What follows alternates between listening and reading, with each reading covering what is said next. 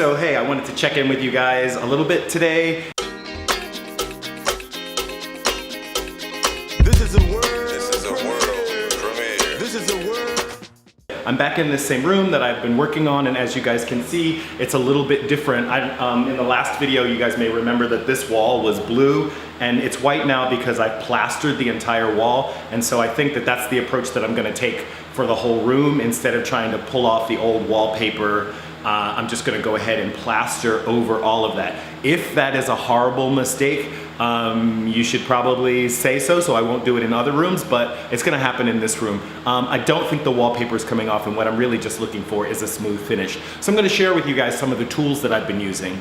This is the main tool that I use to do like all of the scraping to get the old paint, the old burned varnish, the soot off of wood. It's an Ace, it's made by Ace.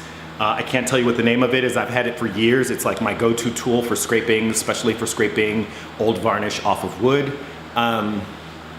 It's got these, double blades on both sides for scraping. So as I'm pushing it, it can be scraping in this direction, and also when I'm pushing it back, it can be scraping in that direction.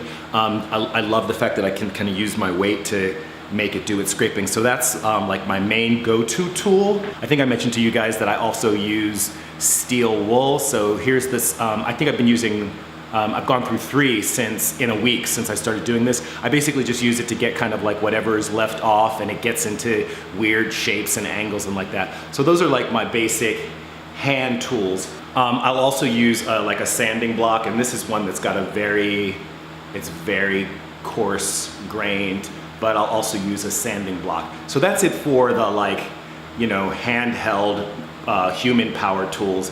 But I'm gonna let you guys know that I do use some power tools to get this work done. It's a huge house, it's 3,200 square feet, and for me to try to do all of it just using these hand tools, especially since I'm working by myself, would be really hard. I don't know, you guys tell me what you think about the use of power tools in renovation projects. So this is my belt sander. It is just a Craftsman sander. It's not like a very fancy one. This one I think cost under $50.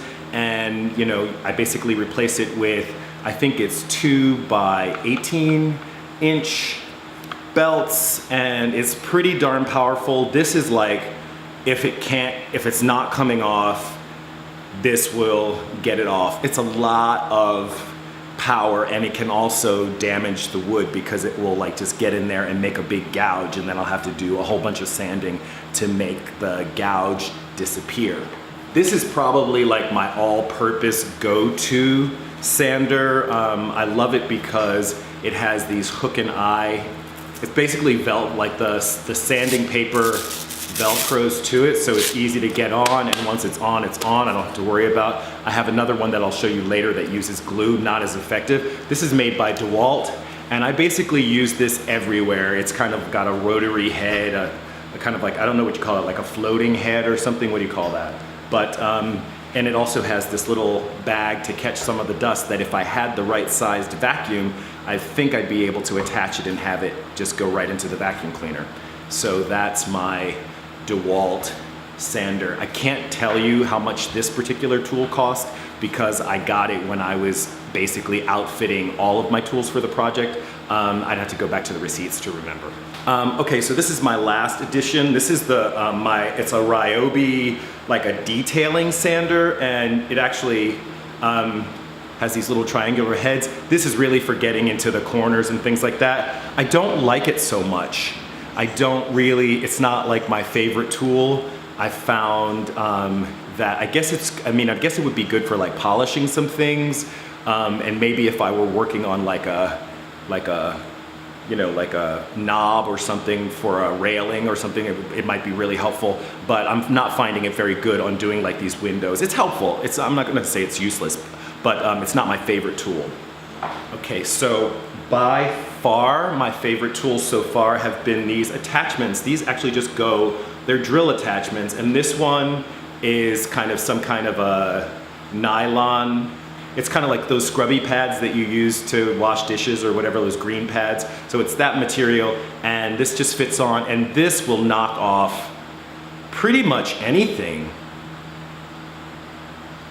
And I barely have to touch the wood.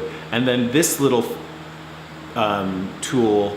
It's like a steel brush, but this also fits on. I like this a little bit better because it has like a shaped end so that it really has a firm grip in there. This one is round and sometimes it comes loose. I don't like it so much, but it's useful in terms of its effectiveness on the walls, but it does get a little bit wonky using it on the drill. This thing is a super powerful tool attachment, and I use it to get into like the real details. The thing about this one is this will also, like the belt sander, this will just tear up the wood, so I have to use it ever so lightly in the cracks, and it really knocks off stuff that I can't get into. In terms of getting like into the deep crevices, there's a lot of detailing on the woodworks in this house, on the woodwork in this house. So in terms of getting into the deep crevices, you know, there's no way to get in there except with like a blade and scraping it out. And I don't know that I'm that interested in getting into that fine, minute detail on the wood. However, Ethan is like really into it. So like Ethan will go in there and get like the very finest details, and it takes a long time. So that said, you know, when the room is done, I'm gonna take you in and show you all the details of that. Today, I'm actually gonna be putting plaster up on the rest of the walls. And so the next time you see this room, it's gonna look a lot different. You won't be seeing like all of the cracked blue paint on the walls. That's it for this video. Like it if you like it, share, comment, subscribe. This is Reg signing off. Love yourself. Peace. And I love myself. The world is a ghetto, big guns and dick.